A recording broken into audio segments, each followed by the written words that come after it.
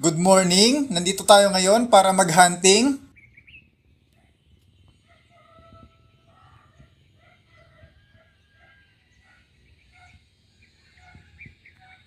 Hoy! Hindi!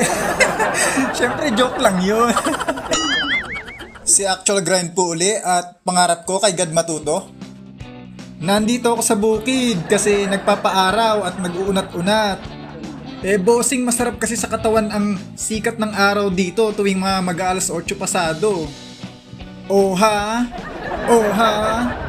Oh! Oh! So ayun na nga. Nagbabalak akong mag-umpisa mag-alaga ng mga manok maliban dun sa maliit na gulayan sa bahay. Kahit munting manukan lang din sana, nag-iisip nga ako ngayon kung ano mga gagawin.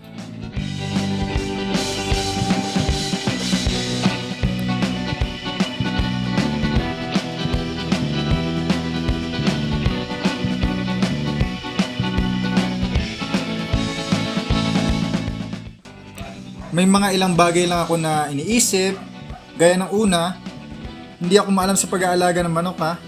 Konti lang. Pero madali na lang din ito.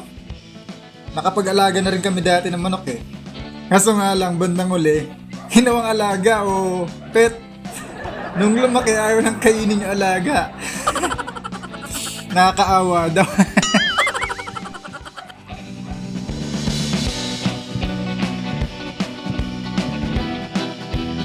Hello, Banayan.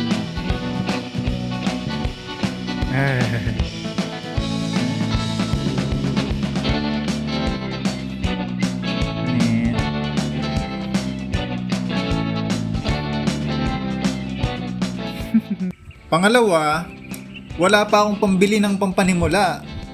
Mamaya sabihin ko sa inyo yung gagawin ko tungkol dito.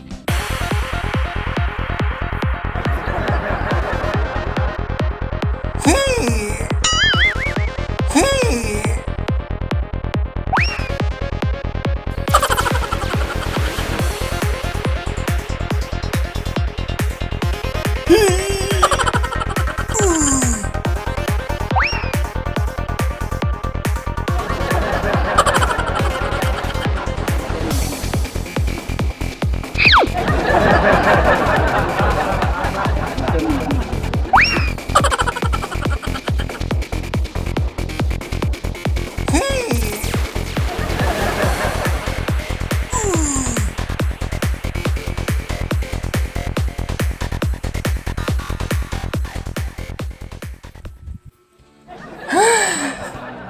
Pahinga muna tayo at tumayo lang sa sikat ng araw. Bakit ba gusto kong mag-alaga ng mga manok?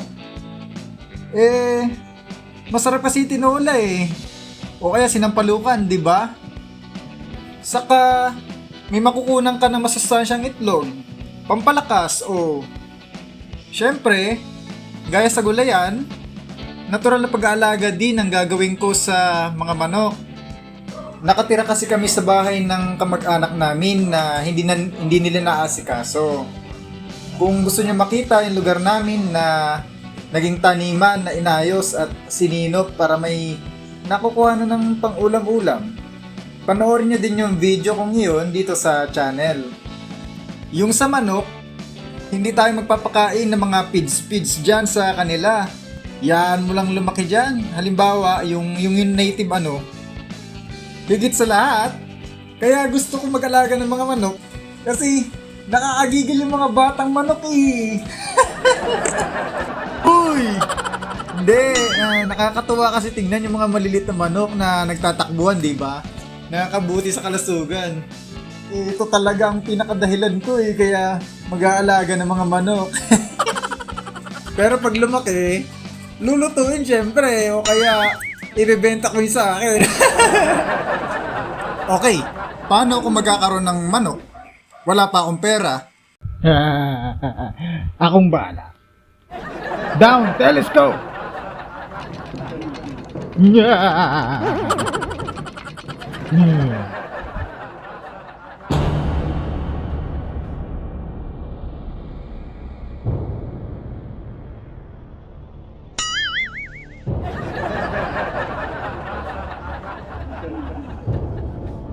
Nya! Target sighted! Ready for firing! Fire! Nya! Ay, hindi ganyan Pwede kung Pwede kung magsusubscribe kayo dito. Nabulol pa ako.